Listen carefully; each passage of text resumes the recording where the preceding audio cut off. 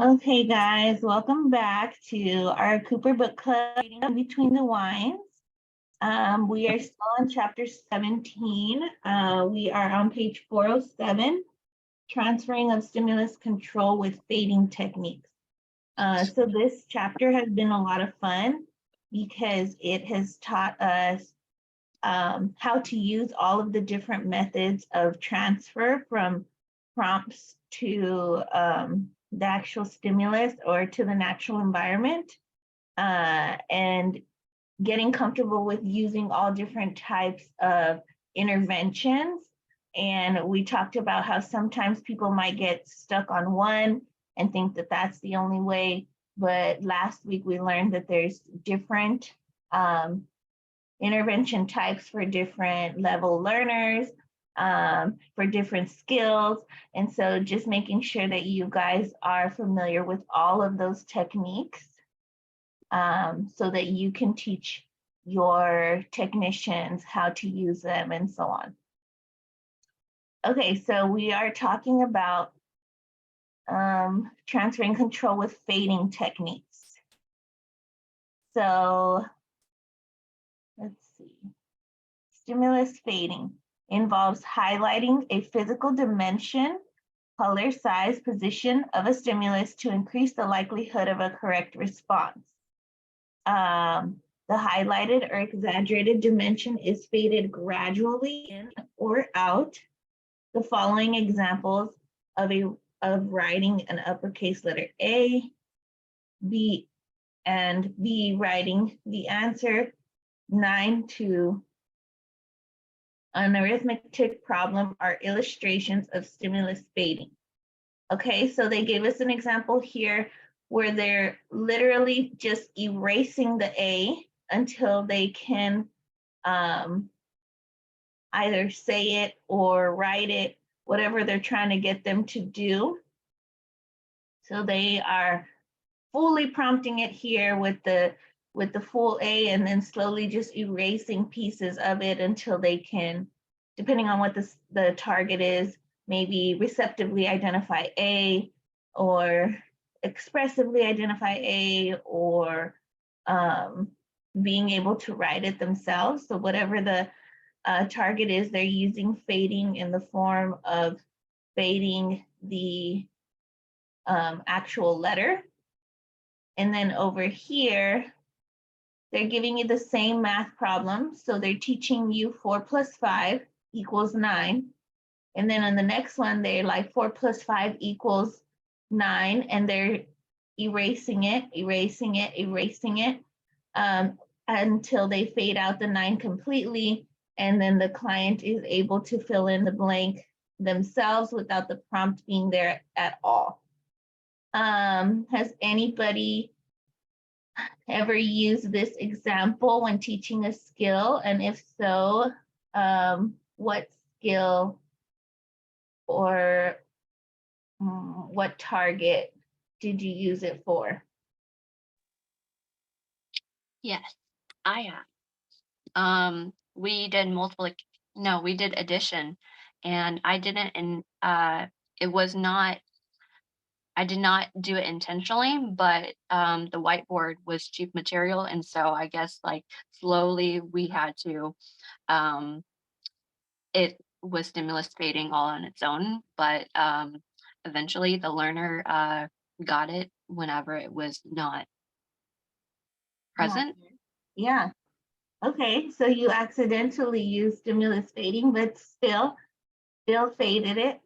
I can give you guys another like a clinical example that where I've used something like this, and it's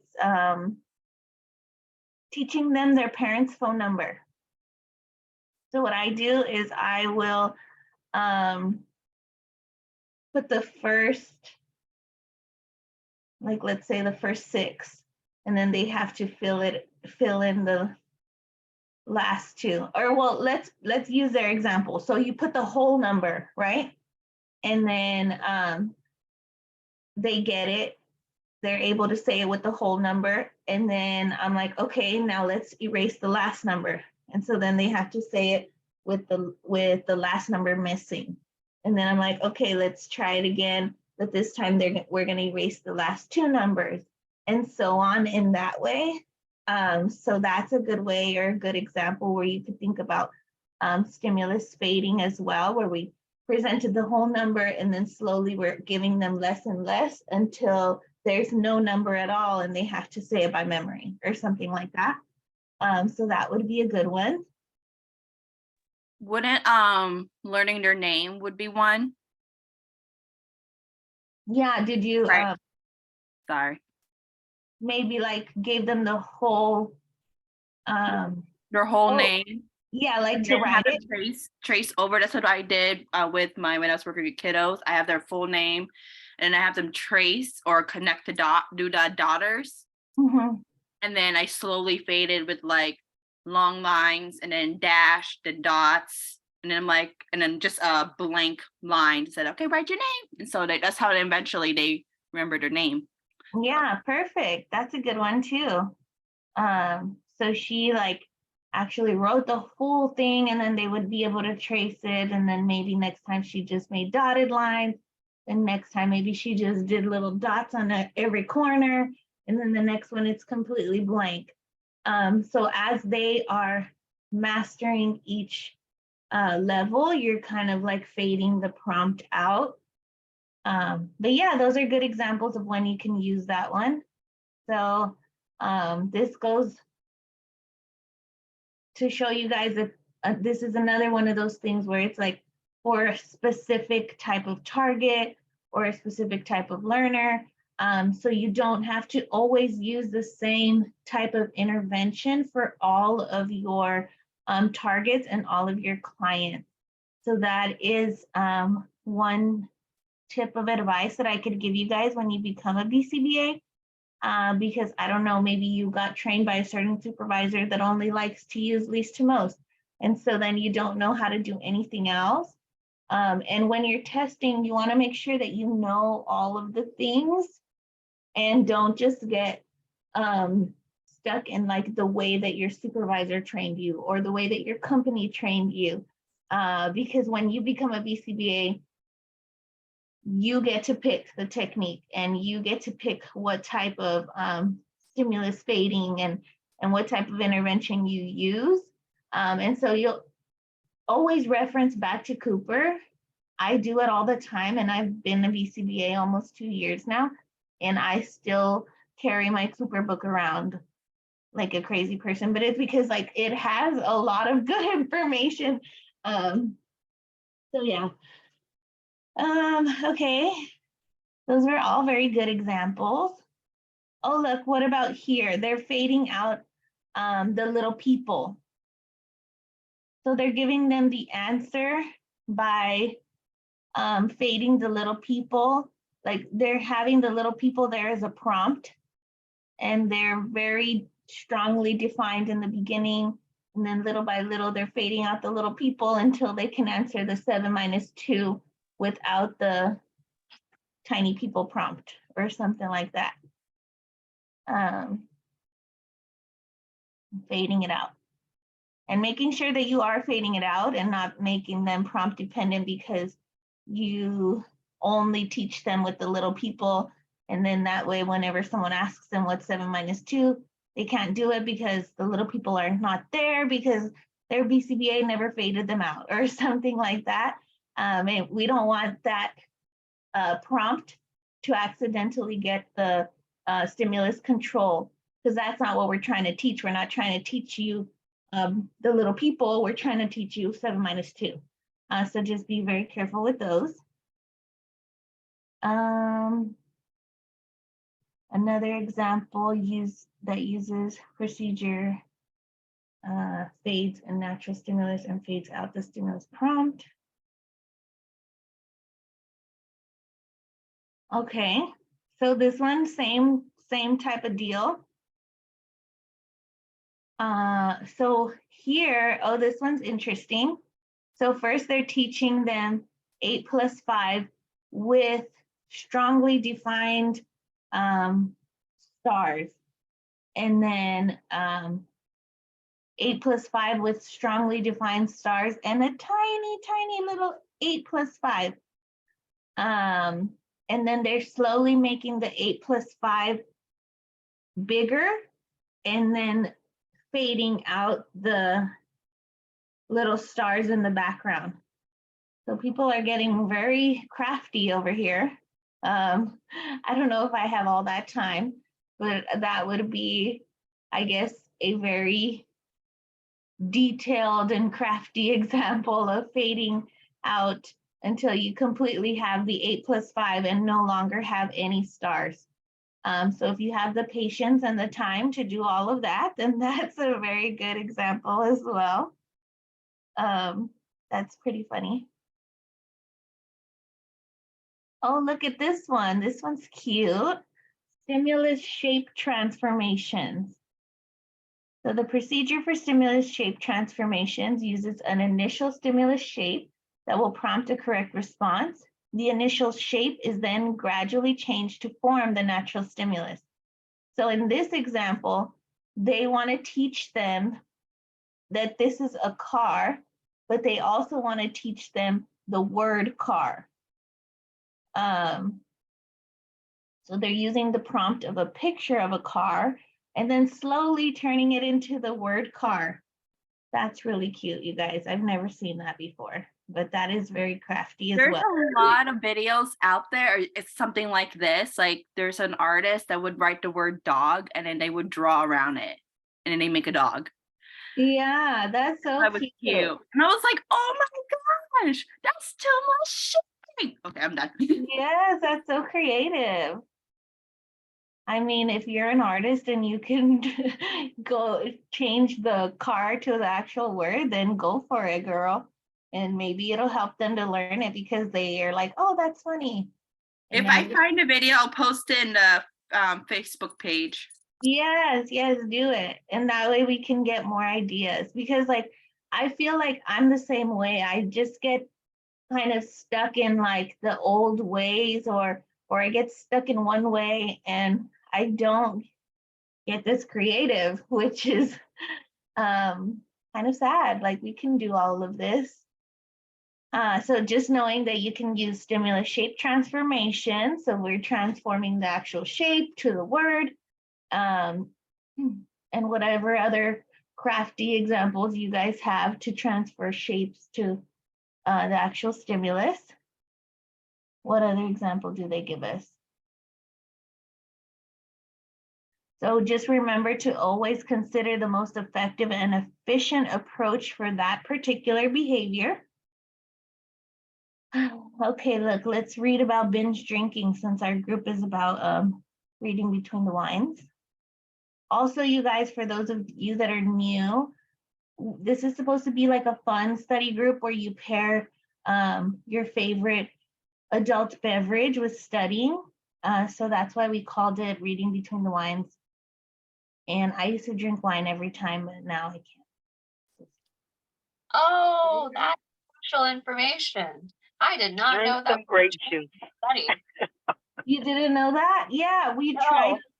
tried to pair our studying so that it can be more reinforcing, and that way you're more likely to engage in the behavior, which is the behavior of studying, because you get to meet with us, drink wine, and just talk about. And also we get to generalize the information, right? Yeah. Like we know it from different forms. Yes. Oh, have you heard me say that? Because I I used to say it a lot in the beginning. I don't know if you watch my videos, but I always think I have seen your videos before. I actually really think I've seen your videos before joining on accident because it felt like a deja vu. Yes, because I always say that. I'm like, you have to generalize the skill into multiple like conditions, right? So like a sober mind, maybe a little bit of wine today, like you have to be able to generalize the skill. Yeah. And if you can like do it while you're a little on the buzz side, then maybe you can do it. It's training your brain. Yeah, exactly. It's more of a challenge. Yes, I definitely. always tell the girls that I used to study like that a lot in the beginning when I had my study groups. But then once it got towards the end, then it got more serious, and I was like, okay, I need to focus. But but in the beginning, I definitely did study like that all the time. Salina, Yes. Vicentia is at the back waiting for you to enter. Uh-oh. How? I don't see her. Oh, she just messaged me. Maybe she has a different link because I don't see her. Okay, I let me- have it open right here so that I could add more people. Okay, I have it right here. There's nobody in there. okay, let me tell her. Okay. Okay, let's see what it says about binge drinking. So a study related to binge drinking by college students is informative in this regard. Compared the effectiveness of 3 training procedures: stimulus fading, superimposition, and verbal feedback on college students pouring standard 12-ounce serving of beer. 4 of the 5 participants in the stimulus fading group reached criterion, poured within 10% of deviation of 12-ounce without additional training. 3 of the 4 participants in the superimposition group required and received additional stimulus fading training, but 3 of the 4 participants in the verbal feedback only group achieved criterion on their first set of post-training pours. The authors concluded that verbal feedback may be a relatively easy and effective method if used with actual pouring. We believe practitioners should keep in mind this. So just because you can do something doesn't mean you should, and always consider the simplest, most efficient methods of behavior change before designing and implementing a complex intervention. Okay, so it's telling you that there's all different kinds of stimulus fading and all these different examples, but don't overdo it, right? To try to teach a skill. If I can just simply tell you like, hey, pour the beer slightly sideways until the foam is no longer at the top of the glass, and that's it, that's all you need, then use that instead of like this very elaborate stimulus shape transformation on pictures of how to pour a beer or something like that. So it's telling you to make sure that you're using the simplest and most efficient method, and that we're not getting too carried away with our prompting or prompt fading techniques. So like verbal instruction could be a stimulus itself, right? Yeah, so just the actual instruction itself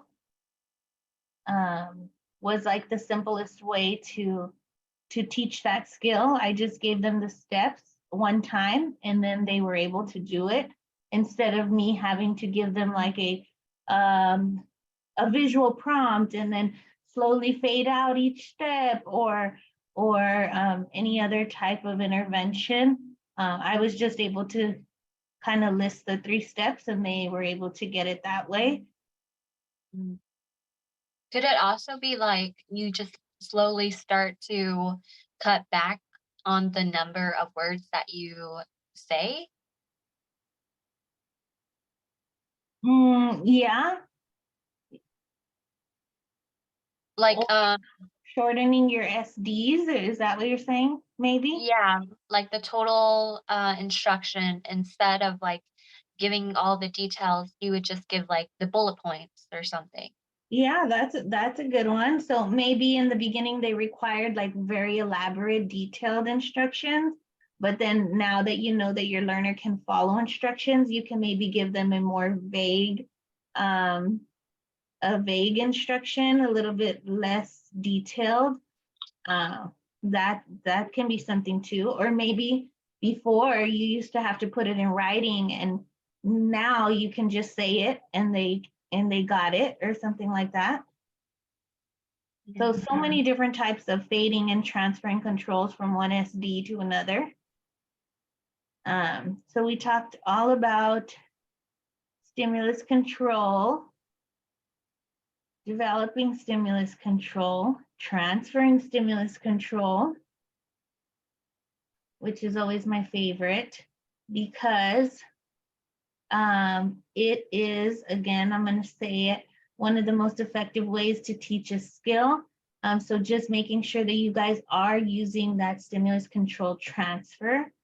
So in the example of getting someone to receptively identify apple in a field of 3, making sure that afterwards, when I have them point to it, I pick up the card and I ask them, what is it? And then they expressively identify it. So they're able to make that switch in their brains. And so you're teaching them kind of 2 skills in one, using that stimulus control transfer from one SD to another, to ensure that you are truly teaching the skill. Okay, we're finally done with chapter 17. That took us forever, it feels like. Some of the chapters take longer than others because they have a lot of content in them. But we are now moving on to verbal behavior. I feel like task list G has a lot. Like it's super long. That's where Yeah.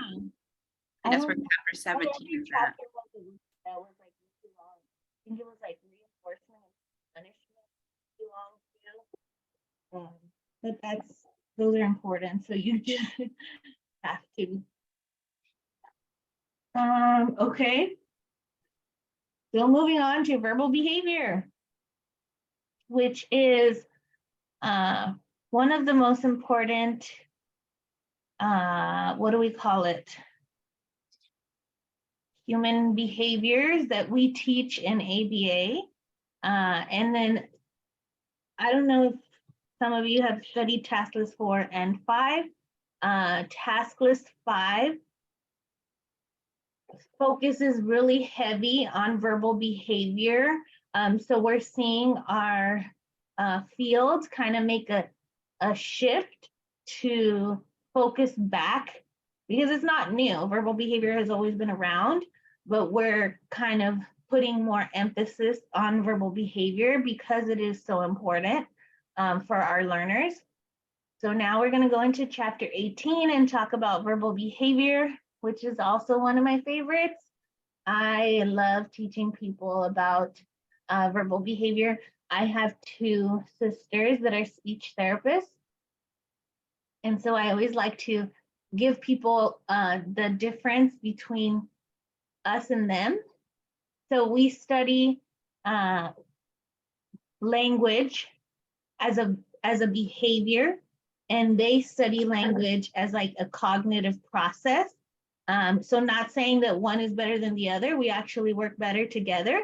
But it's just interesting to see the different ways that people interpret language. So it's one of my favorite things. So it's a principal phenomenon that makes humans interesting, and the vehicle with which we express that interest. Verbal behavior makes progress possible from one generation to the next and enhances the development of sciences, technologies, literatures, and arts. Building on Skinner's 1957 conceptual analysis, Mark Sundberg presents verbal behavior within the context of typical human development, emphasizing the form and function of language, the defining characteristics of verbal behavior, the distinction between topography-based and selection-based verbal behavior, alimentary verbal operants and listener discrimination, private events, generative verbal learning, and assessment and intervention programs for children with developmental disabilities. So a lot of times our learners have, language is one of their biggest barriers, right? So maybe I am developing a little bit behind my other peers, and I'm not able to express my wants and needs as clearly as like my typical developing peers. So it can be more frustrating on me because I'm trying to get you to understand something and you're not getting it. And so that leads to me screaming and crying and getting really frustrated because you don't know what I want. And so that's something that we really focus heavy on is functional communication. It's called FCT, Functional Communication Training, where we are giving the learner some way to communicate, right? So if they have all of these behaviors like aggression and tantrum and all of these things, but then you also know that they're missing one key part in their life as a human, which is the ability to communicate, that should always be your first focus. It's like, once I start focusing on the FCT, then all of this stuff will be targeted as well.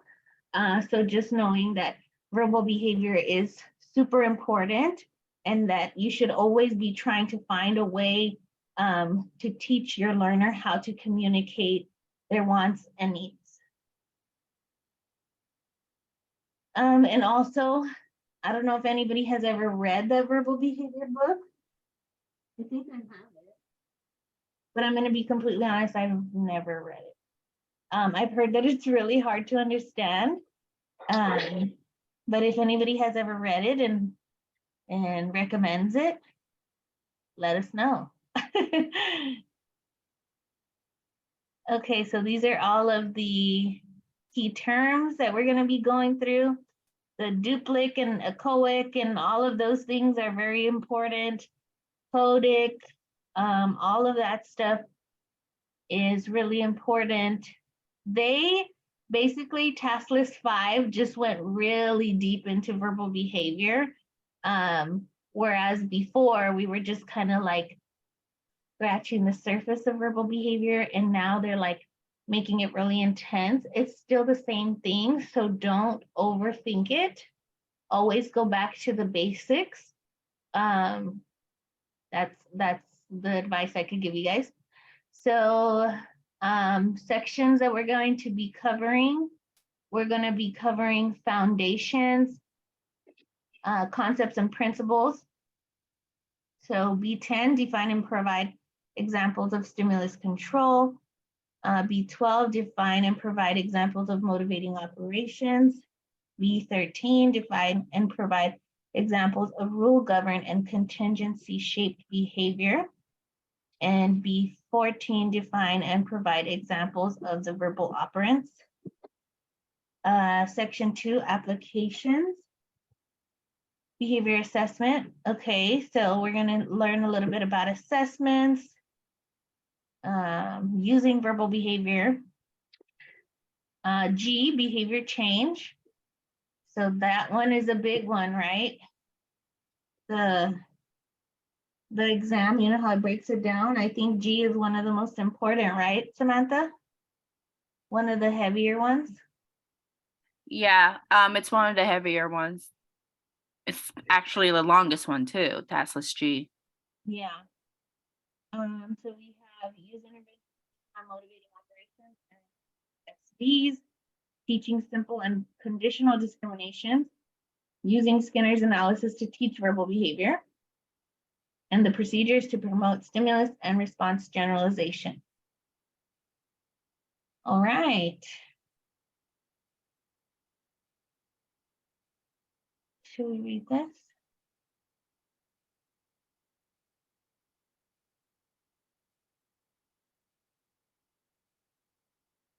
Okay, let's read this example before we start. So it says, Jason was a 5-year-old boy diagnosed with autism. He could not talk, echo sounds, or imitate actions. He often screamed to get his needs and wants known. The immediate priorities were to teach Jason to communicate to reduce his screaming behavior. Jason liked a variety of food and toys and was taught to ask for them using sign language. He learned his first prompt-free sign, Apple, within 10 minutes of intensive teaching, and his second sign, Play-Doh, about an hour later. In addition, his screaming behavior was reduced to near zero level during that first teaching session. After 4 months of intervention, Jason acquired 43 signs, learned to echo and imitate others, and began to speak. Within 2 years, Jason could vocally identify over 300 items and actions, and his problem behaviors were minimal. The intervention program used with Jason was based on applied behavior analysis and Skinner's analysis of verbal behavior.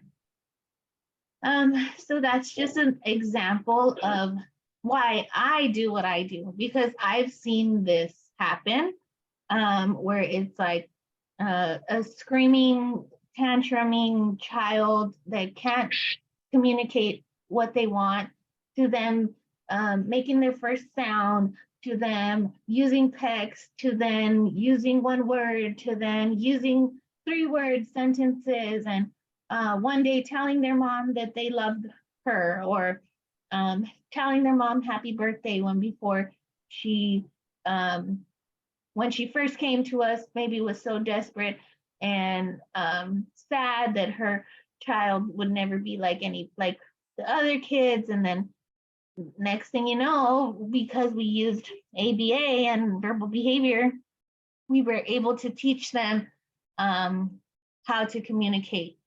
So that is really important to what we do. And yeah, that's why I love what I do. And I always tell people, like, especially parents, I'm like, I don't feel like I'm working because I love what I do. And I basically just get to play with kids and make their lives better. And it just so satisfying to me. But yes, okay, so verbal behavior to teach language. Okay, so Skinner's analysis of verbal behavior. So he spent 2 decades developing his analysis of language. He began to project a few years after graduating from Harvard in 1931 and finished it in 1957. The main premise was that language constitutes learned behavior acquired and maintained by environmental contingencies.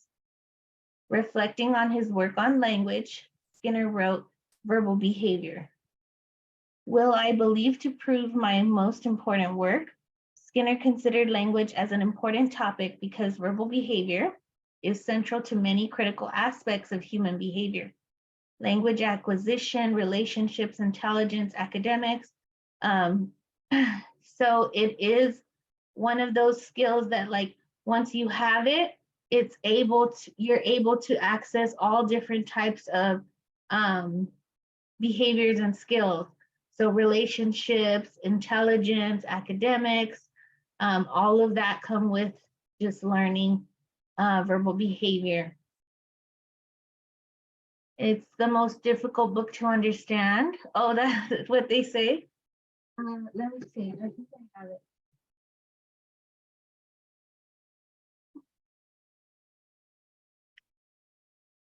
I do. Okay, look, it's perfect because I don't think I've ever even opened it. But this is V.F. Skinner's book on verbal behavior. So if you guys ever have free time, or I don't know if your school makes you read it, maybe once you understand the concepts a little better, maybe now that I'm a BCBA, I can go back and read it.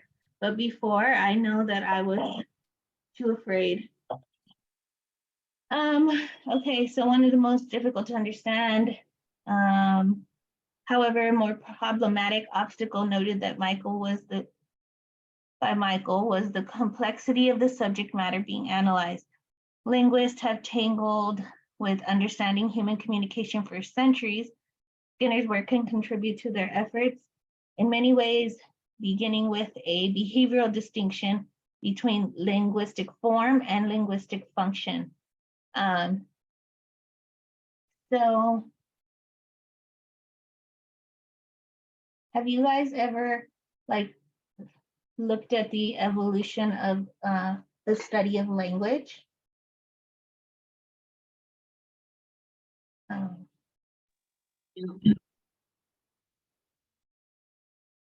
I think it's so interesting. It's also because I have SLP sisters. And so it's funny because they still think about it and study, I guess, like the first ways. And then here comes Skinner, this crazy guy, and starts saying that behavior can be taught. I mean, that language can be taught as a behavior. And so it brought like a whole bunch of controversy out. I'm trying to see if I can find the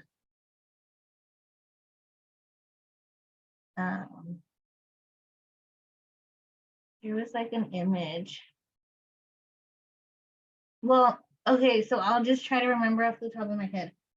So it was like they studied it as like an evolutionary process, and then they studied it as a cognitive process, and then the last one was B.F. Skinner, where he came and started to study it as a behavioral process. So it's just, to me, really interesting to see all of the different ways that the evolution of linguistic form or language has come to be. And so if you guys ever want to go back and look at the evolution of language, you should, especially because you're going to be collaborating with a lot of SLPs. So it's good to know like where they're coming from based off of the way that they learn and study language. So like, I don't know if anybody has ever worked with an SLP, but if you say things like mand and tact and echoic and intraverbal, they're like, what are you talking about? Manding to them, I think it's called just labeling, or no, manding is requesting or something, and then tacting is labeling. You know, like they just study it completely differently. So it's really interesting to just know all of the different forms and the way that people study it. Okay, so form and function of language. Formal properties of language involve the topography of a verbal response, and the functional properties involve the causes of that response. For example, a child's cry could be in the form of verbal response, and why she cries can be the function. So, like we do with everything else in ABA, we want to know what it looks like, right? Because we're scientists and we want to be very behavioral. And so we want to know what it looks like, which is its form. And then we also want to know the why. Why is it happening, which is the function. So those two distinct categories are very important. So topography and function are really important in ABA. And as you can see, it transfers to many different areas. So now we're going to talk about topography and function in verbal behavior. Skinner's account of language considers both of these elements, but differs from traditional treatments in that he provides a behavior analysis of the functional properties. He identifies the distinction between form and function early in his book. Okay, so let's read out of Skinner's book. It says, our responsibility is simple discrimination. What is the topography of this subdivision of human behavior? Once that question has been answered, in at least a preliminary fashion, we may advance to the stage called explanation. What conditions are relevant to the occurrences of the behavior, and what are the variables of which it is a function? So description is topography, so remember that. Explanation is going to be your function. So what, the why and the what, which are two very important things that we study in ABA. Form. So let's talk a little bit about form and function, and then we might have to end there, but this is a really good chapter, so I'm excited for you guys to go through this. Okay, so form. Let's talk about the different types of form. So measuring the different topographies of what is said by number one. What is this word? Oh my gosh, I can't say it. Phonemes?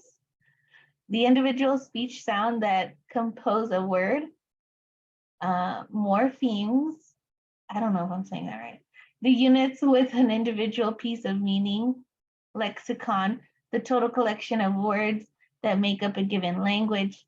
Syntax, the organization of words, phrases, or clauses in sentences. And grammar, the adherence to established conventions of given language. The formal descriptions of language also involves the classification of words by their grammatical forms or parts of speech, specifically nouns, verbs, adjectives, adverbs, prepositions, determiners, conjunctions, and interjections. The traditional classification system is based on vocal response form. Thus, certain adjustments are necessary for accommodating non-vocal response forms. For example, sign language involves shiremes rather than phonemes, and selection-based icon system like text or AAC device have no clear parallel to phonemes. Okay. So just it talks about how we have to kind of adjust some of the traditional classifications because we, as you guys know, a lot of our learners may be non-vocal. And so just making sure that we are able to adjust to their level. So I always tell my technicians, like we have to meet them where they are and then shape from there. Because if we set these unrealistic expectations, like my expectation for you is to say one word, and it's like he can't even make sounds or make like or attend to me, then you're setting them up for failure. So making sure that you're meeting them where they are in the way that they communicate. Okay, so then we talk about function. The second type of classification system involves the different functions that a word may have. For example, the same word book can have different meanings. Something to read versus making a hotel reservation. For those of you who are multilingual, you guys can attest to like how confusing English can be sometimes because a lot of words have, they're the same, but mean different things. And so Spanish is my first language, and my boyfriend always makes fun of me because I really struggle with this, especially when I'm like writing or texting, is like the words that are the same, that sound the same, but are that mean different things. I always get those mixed up. So imagine trying to teach this to our learners that can barely even make a sound. And now I have to know that book can mean to read a book and to also make a reservation.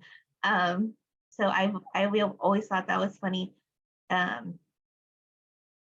Especially when there's like slang words, you know, like street terms, like fire doesn't necessarily mean fire, like the thing that burns you, but it also means like, oh man, that's fire. Yeah, like that's cool or something. Yeah, I definitely struggle with that too. Especially because like in Spanish, everything pretty much like means what it means. Like we don't have like different meanings for things, or well, maybe in slang, but like I really struggle with that. Okay, so function. This will be our last thing. So defining verbal behavior. Identifying exactly what constitutes language has eluded linguists for years. Skinner argued that what is commonly referred to as communication in language is learned speaker and listener behavior that is acquired, maintained, and extended by the same types of environmental variables that control nonverbal behavior. So he's using the same stuff that he used to teach you your nonverbal responses. He's using the same concepts to now teach verbal responses, which are reinforcement, stimulus control, motivating operations. So basically just breaking down language into ABA language. So Skinner preferred the term verbal behavior over the term language because verbal behavior emphasizes the individual speakers and listeners rather than the practice of whole verbal communities. Example, the English language. So if you guys have ever heard like modern people, they say, what is it? Non-vocal and non-verbal. They like, there's like a controversy against the difference between the two because verbal is the behavior and then vocal is like their ability to make sound, and everybody has a verbal behavior. So you can't be non-verbal because that means you have no ability to, no language behavior, if that makes sense. And so people say like, oh, you shouldn't say non-verbal because then that means that they have no behavior. So if you want to be very technical and fancy, then you would say non-vocal because they are verbal. You just have to teach them the behavior. So, okay, let's see what he defines verbal behavior as: behavior reinforced through the mediation of other persons, but these other persons must be responding in ways which have been conditioned precisely in order to reinforce the behavior of the speaker. For example, if a parent asks a child, "Can you let the cat out?" the behavior of the child, which is the listener, is necessary to produce an open door.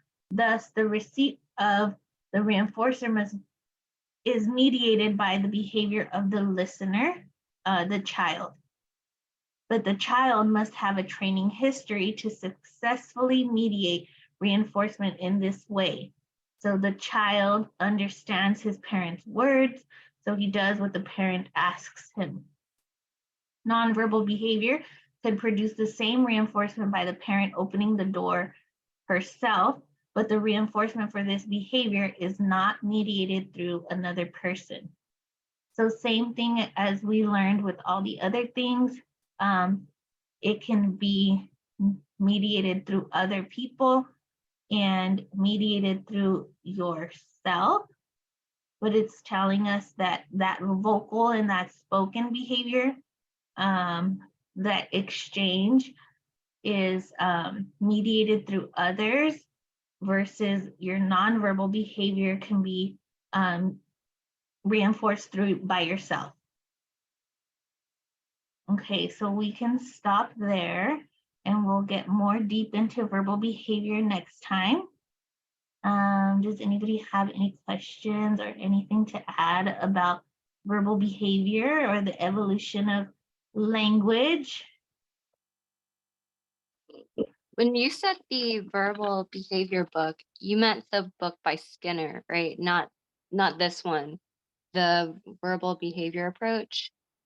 Yeah, the book by Skinner. That one is actually like a easier version. That is what is her name? Mary Lynch, Barbara. Yes, she does a really good job. She's actually a mother of an autistic child that went and studied verbal behavior very intensely. and wrote that book to kind of simplify it for other parents. And we use that book as well to teach like our technicians and maybe like ourselves some of these concepts, because she really does make it much easier to understand. I have not read that one, but I hear it's really good.